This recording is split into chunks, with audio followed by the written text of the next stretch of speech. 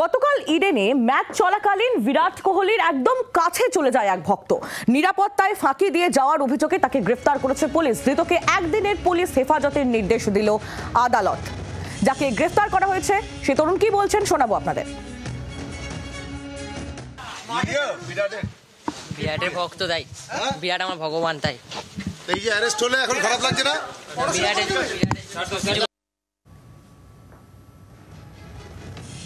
আমি বিরাটের ভক্ত, বিরাটের জন্য আমি সব করতে পারি। আদালতের সামনে এই বক্তব্য ওই ধৃতের। সরকার পক্ষে আইনজীবী তিনি কি বলছেন এই ঘটনার পর শোনাবো আপনাদের। ওই আসামির নাম হচ্ছে ঋতুপর্ণ পাখিরা। উনি বর্ধমান থেকে এসেছিলেন।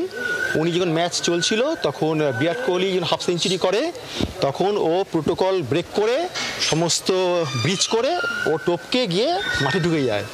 গিয়ে বিরাট কোহলিকে জড়িয়ে ধরে তাকে প্রণাম করে। তাতে এই যে ওনার যে প্রোটোকল এবং যে আমাদের ল অ্যান্ড অর্ডার বিঘ্নিত হয়, এবং এটা যদি আমরা ছেড়ে দিই আজকে তাহলে অনেকেই গিয়ে এই কাজ করবে এবং তাতে প্লেয়ারদের রিস্ক বাড়বে।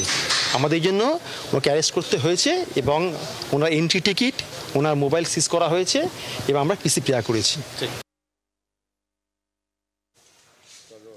গতকাল ইডেন গার্ডেন্সে যখন আরসিবি এবং কলকাতা নাইট রাইডার্সের ম্যাচ চলছিল সেই সময় জি ব্লকের দর্শক আসন থেকে এক যুবক আচমকাই নিরাপত্তা বেষ্টনী লঙ্ঘন করে মাঠের ভেতরে চলে যায় এবং একেবারে বিরাট কোহলির কাছে পৌঁছে গিয়ে বিরাট কোহলিকে প্রণাম করতে দেখা যায়। সেই ঘটনায় বর্ধমানের বাসিন্দা 18 বছরের ওই যুবককে গ্রেপ্তার করেছে ময়দান থানার পুলিশ। পুলিশের যেটা বক্তব্য যে পুলিশকে বাধা দেওয়া এবং তার পাশাপাশি যে ক্রিমিনাল ট্রেসপাসিং সেই অভিযোগেই তাকে গ্রেপ্তার করা হয়েছে। আজকে যখন আদালতে যুবককে নিয়ে আসা হয় তার বক্তব্য তিনি বিরাট কোহলির অত্যন্ত বড় ফ্যান, তার কাছে বিরাট কোহলি ভগবান এবং তার জন্য যে কোনো রকম পরিস্থিতির সম্মুখীন হতে রাজি আছেন তিনি। আজকে তাকে আদালতে পেশ করা হয়েছে এবং তাকে হেফাজতে নেওয়ার জন্য আবেদন জানানো হচ্ছে পুলিশের তরফ থেকে যে অন্য কোনো উদ্দেশ্য নিয়ে ওই যুবক ক্রিমিনাল ট্রেসপাসিং করেছিল কিনা সেই সমস্ত বিষয়গুলো খতিয়ে দেখা হচ্ছে।